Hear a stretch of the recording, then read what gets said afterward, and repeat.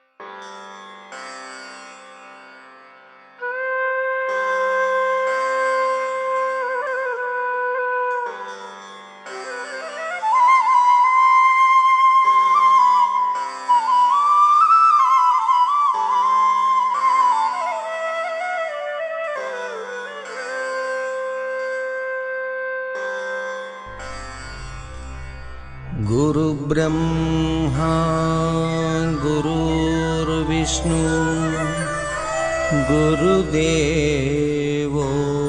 महेश्वरः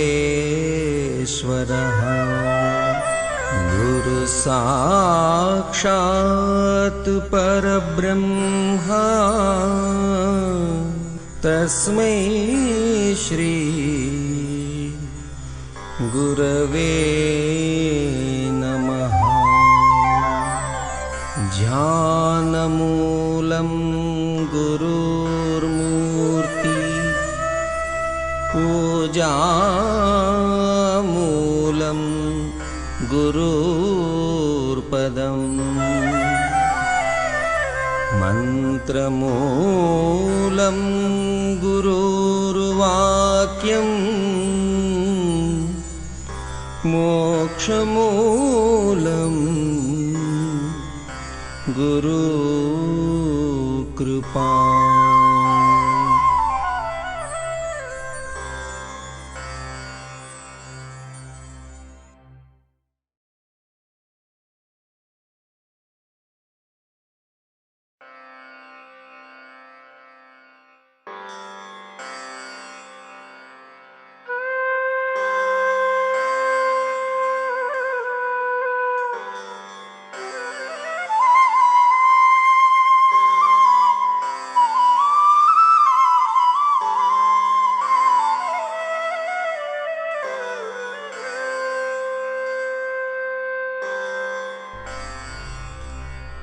गुरुब्रह्मा गुरुर्विष्णु गुरुदेवो महेश्वरः गुरुसाक्षात् परब्रह्मा तस्मै श्री गुरवे नमः। ध्यानमूलं गुरुर्मूर्ति पूजामूलं गुरुर्पदम् मन्त्रमूलं गुरुर्वाक्यम् मोक्षमूलं गुरुकृपा।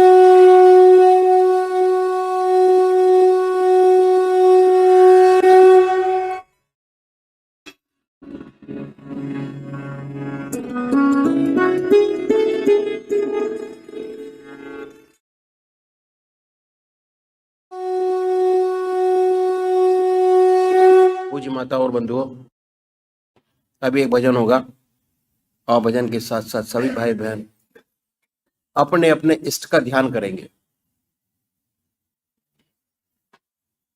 बहुत डिटेल में ध्यान के विषय में बताया गया, कैसे करना है। अगर कोई नया भाई आए हो तो बताइए, जिसे फिर दोबारा बताया जा सके। सबसे पहले निश्चित कीजिए कि परमात्मा की कौन सी मूर्त, कौन सी सूरत आपको सबसे ज्यादा प्यारी लगती है। मूर्ति, मूर्त, इष्ट देव, ईश्वर, परमात्मा। अपनी आत्मा से पूछिए कि कौन सी ऐसी परमात्मा की मूर्त है जिसमें सबसे ऊंची भावना आप परमात्मा की डाल सकते हैं। सबसे ऊंची भावना चुनिए, बड़े प्यार से। और अगर डिसाइड नहीं होता कि राम को माने या कृष्ण को माने, शिव को माने, हनुमान जी को माने, बहुत कंफ्यूजन है, किसी एक को पकड़ लीजिए और ध्यान कीजिए उनका। कुछ समय बाद आपको यह स्पष्ट हो जाएगा कि आप राम को मानेंगे या कृष्ण को मानेंगे, शिव को मानेंगे, हनुमान जी को मानेंगे। वो आकृति आपके सामने आ जाएगी कि भाई तू मेरा है।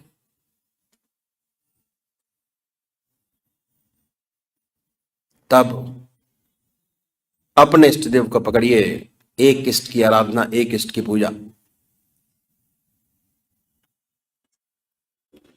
अगर रोज रोज बदलेंगे उसका कभी लाभ नहीं होगा आपको। चित्त की एकाग्रता प्राप्त नहीं होगी, कंसंट्रेशन ऑफ माइंड प्राप्त नहीं होगा। आप अपने इष्ट की गहराइयों तक नहीं पहुंच पाएंगे, आपको चिरयुक्त शांति, परमानंद की प्राप्ति नहीं हो पाएगी।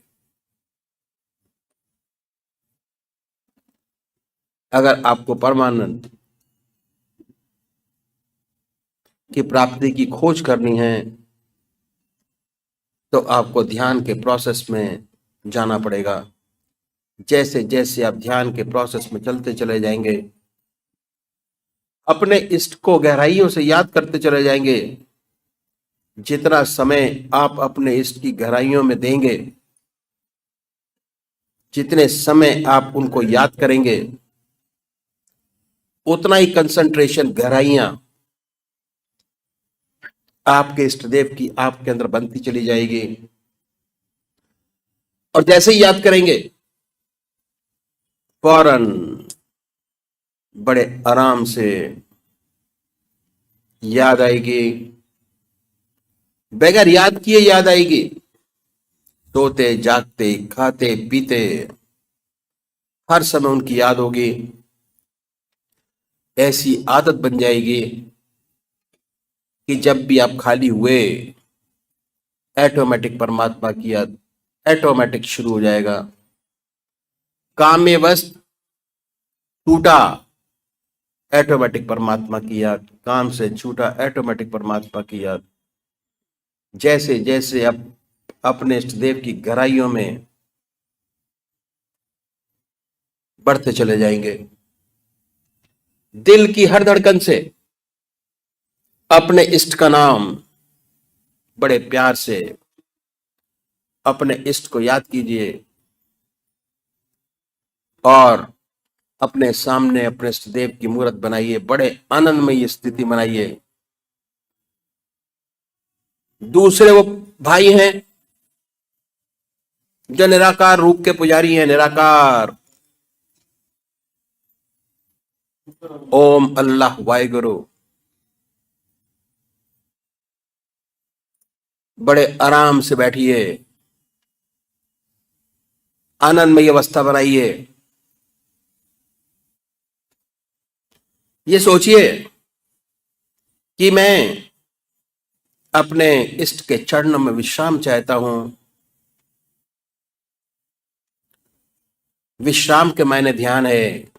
जब विश्राम करेंगे तो मन के ऊपर कोई बोझ आपके ऊपर नहीं होगा।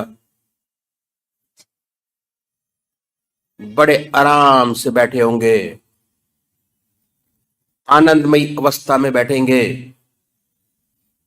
और उसके बाद ये महसूस कीजिए कि हमारे दिल की धड़कन से हमारे इष्ट का नाम निकल रहा है। ओम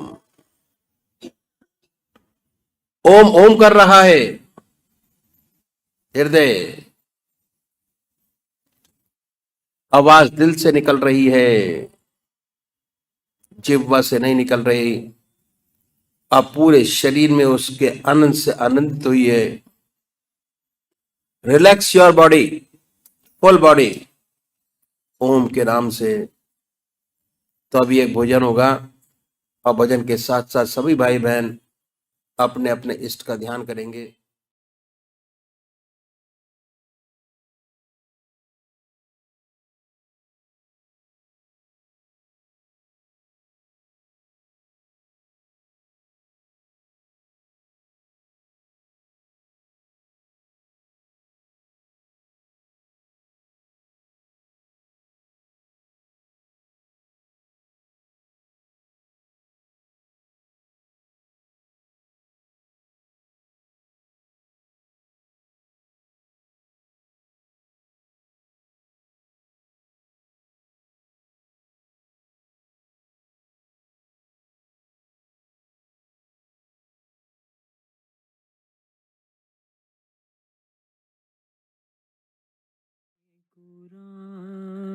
ते लड़ लखियां मेरे तो गम परे रहंदे। मैं अपने गुरां ते लड़ लखियां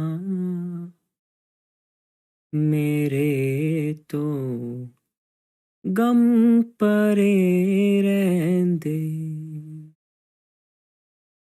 मैं अपने गुरां ते लड़ लगियां मेरे तो गम परे रहंदे।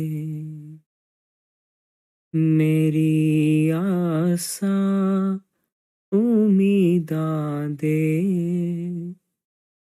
मेरी आसा उम्मीदां दे सदा बूटे हरे रहंदे। कदी भी लोड़ नहीं पैंदी मैनू दर दर तो मंगने दी। कदी भी लोड़ नहीं पैंदी मैनू दर दर तो मंगने दी। मैं अपने भैया जी दी मंगती हाँ। मैं अपने गुरां दी मंगती हाँ। मेरे पल्ले परे रहंदे। मैं अपने गुरां दे लड़ लगियां मेरे तो गम परे रहंदे। मेरी आसा उम्मीदां दे सदा बूटे हरे रहंदे।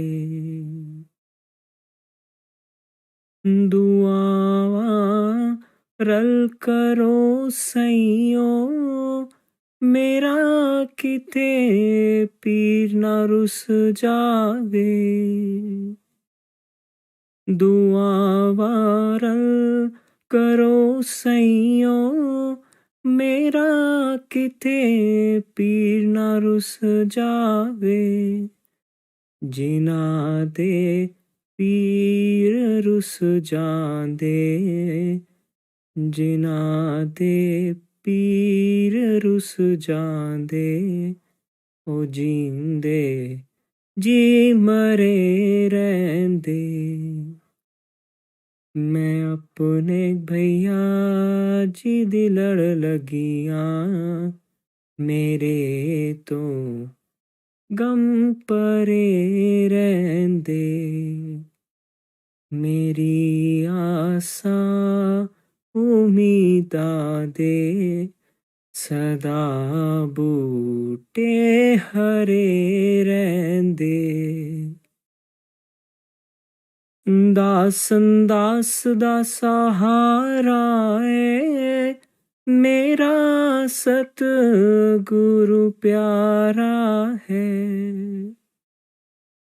दासन दास दा सहारा ऐ मेरा सतगुरु प्यारा है।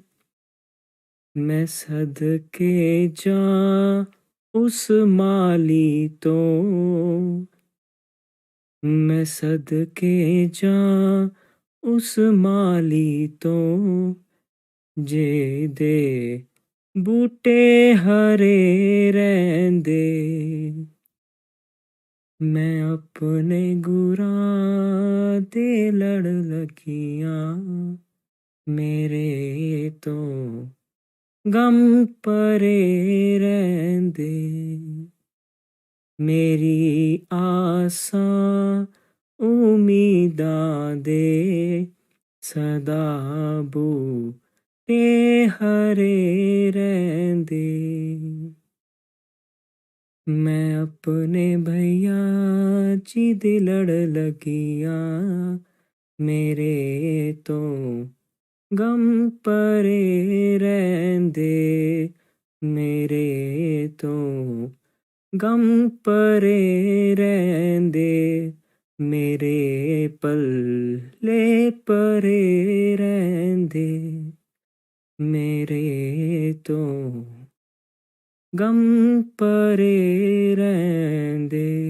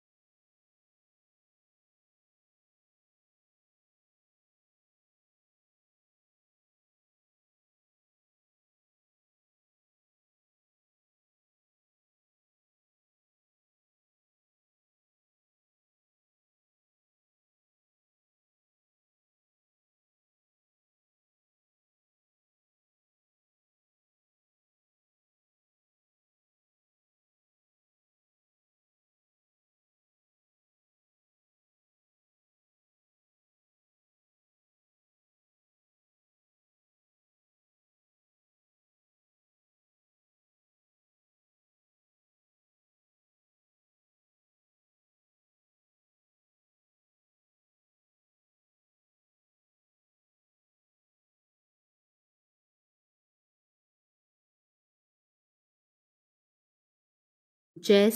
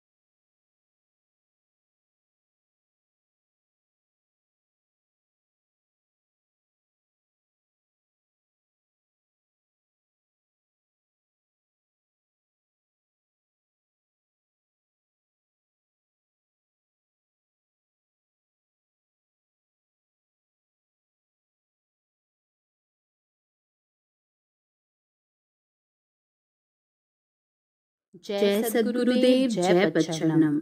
अष्टावक्र गीतामृत त्रयोदशो अध्यायः सच्चा सुख हैप्पीनेस।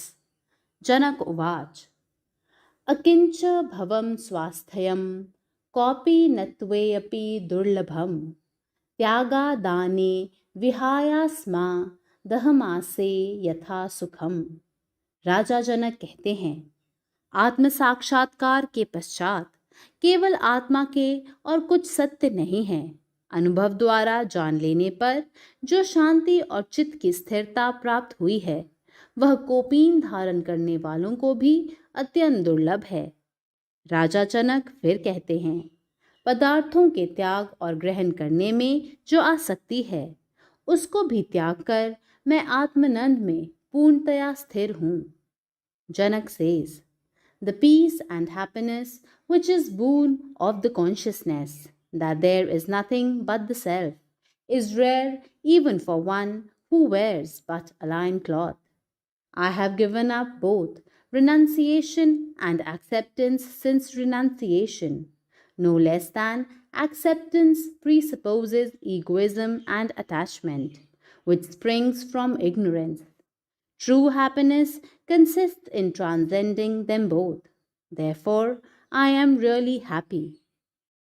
कुत्रापि खेदः कायस्य जिह्वा कुत्रापि खिद्यते मनः कुत्रापि तत्यक्त्वा पुरुषार्थे स्थितः सुखम।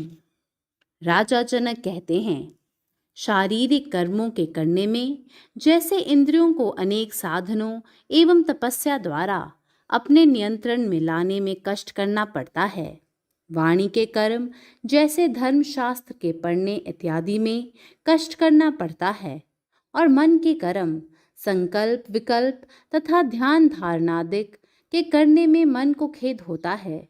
इन सब से छुटकारा तब तक नहीं होता जब तक आत्मा साक्षात्कार प्राप्त नहीं होता। राजा जनक फिर कहते हैं, हे सद्गुरुदेव, आपकी अनुपम कृपाधार से अपनी आत्मा का दिग्दर्शन कर इन तीनों प्रकार के कर्मों में संपूर्ण आसक्ति का अभाव हो गया है और मैं अपने आत्म तत्व में सदा के लिए पूर्ण रूप से स्थित हो गया हूँ। There is trouble for the body in the practice of penances, trouble for the tongue in the study of scriptures, etc., and trouble for the mind in meditation. The application of body, speech, and mind for self-realization presupposes imperfection. The self is not yet realized. This is the period of struggle. Cessation of striving and complete detachment comes with complete self-realization, being established in the perfection of the eternal self. The seer knows himself as distinct from all his actions, physical, vocal, and mental, and is therefore completely detached and truly inactive. Raja Janak proclaims, by the benevolence of my Sadgurudev, I have achieved self-realization, the life's supreme goal, and I now firmly abide in pure consciousness. कृतं किमपि नैव स्यादिति संचिन्तय तत्वतः यदा यत् कर्तुमायाति तत्कृत्वा असे यथा सुखम।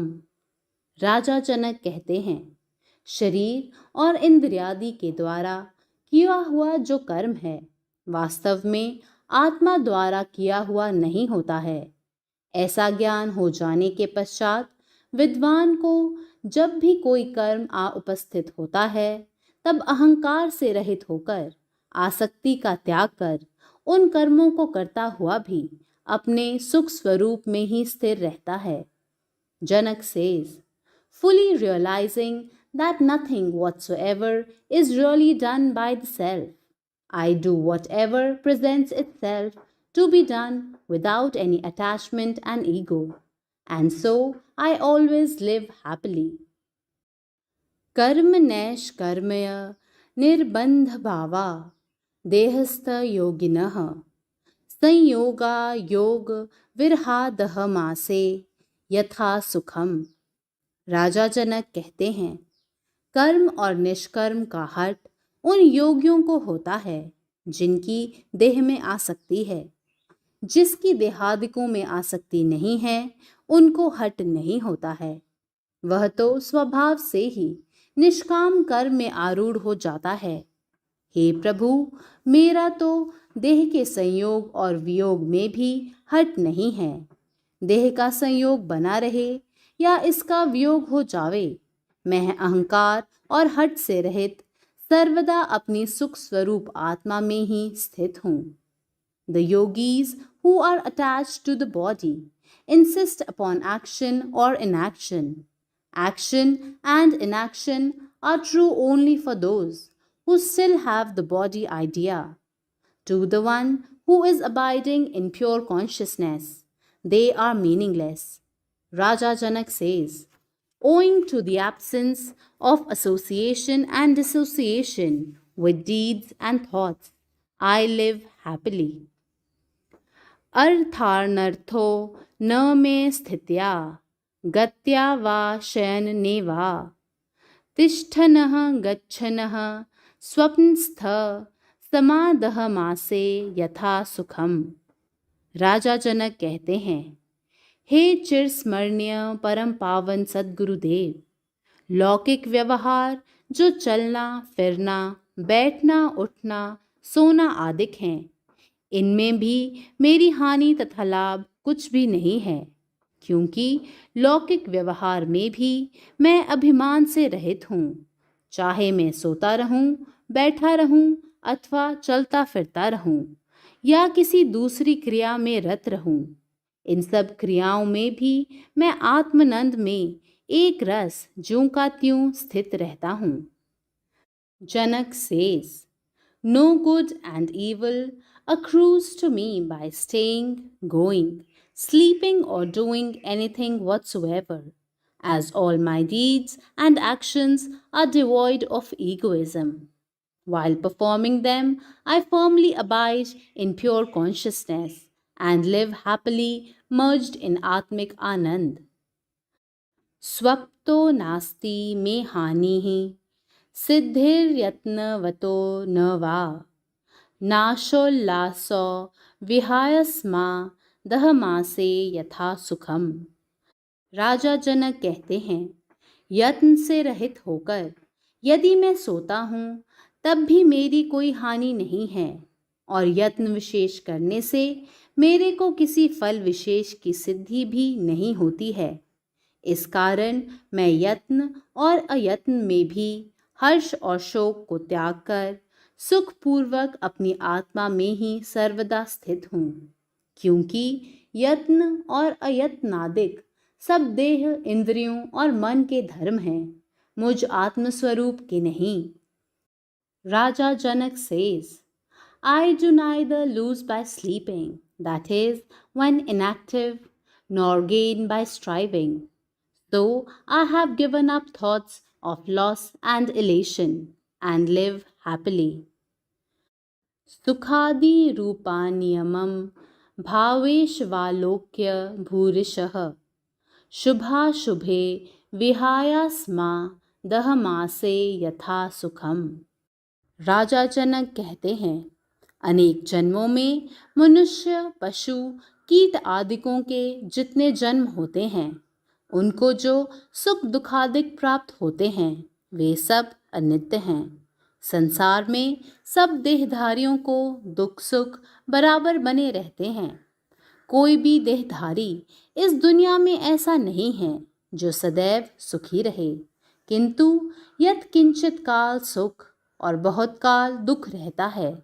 प्रथम तो माता के गर्भ का कारावास, फिर जन्म काल का दुख, युवावस्था में अतिशय भोगों में लिप्त होने के कारण दुख, फिर पुत्री पुत्रादिकों में मोह से दुखों का समूह उत्पन्न होता है, और वृद्धावस्था तो दुखों की खान ही है।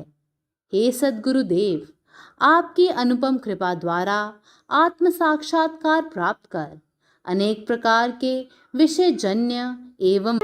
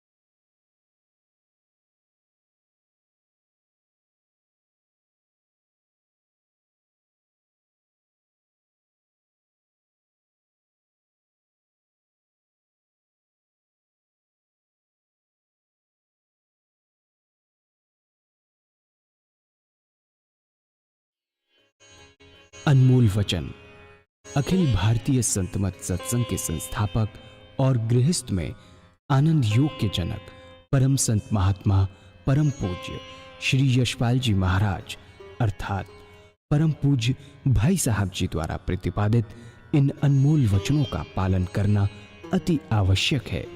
ये वचन हमारी गृहस्थ आध्यात्मिक साधना के लिए मूलभूत सिद्धांत हैं, जो इस प्रकार हैं। हम दुनिया की हर चीज की कीमत आंकते हैं, अपने मानव जीवन की कीमत भी जाने व परमात्मा की प्राप्ति हेतु साधना करें। मनुष्य योनि एक उपहार है, इसीलिए परमात्मा को धन्यवाद देते हुए आधा घंटा प्रातःकाल, आधा घंटा सायंकाल पूजा अवश्य करें। सत्संग, सतनाम व सद्गुरु को प्राथमिकता देते हुए इसी के आधार पर ध्यान योगाभ्यास अवश्य करें व गृहस्थ के कार्यों को परमात्मा का कार्य समझकर उसी की याद में संपन्न करें।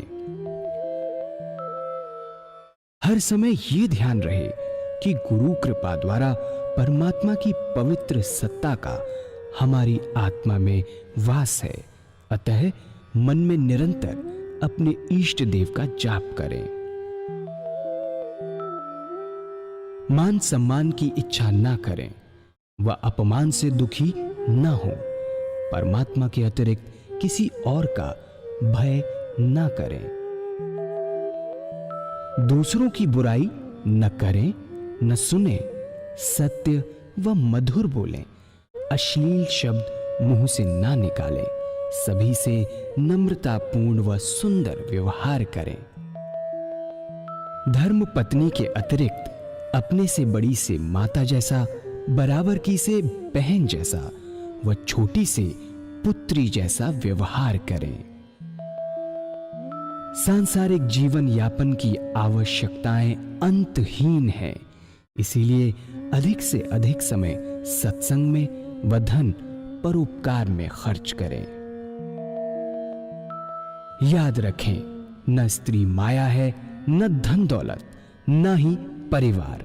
माया वह है जो हृदय को परमात्मा से दूर हटा दे। अतः निरंतर सत्संग और सद्गुरु की शरण में रहने का प्रयास करें। भोजन अपने इष्ट को अर्पण कर प्रसाद रूप में परमात्मा की याद में करें। रात्रि में सोने से पहले अच्छे बुरे कार्यों का आत्मनिरीक्षण कर उसका समुचित पश्चाताप करते हुए ध्यान करें व प्रभु की गहरी याद में ही विश्राम करें।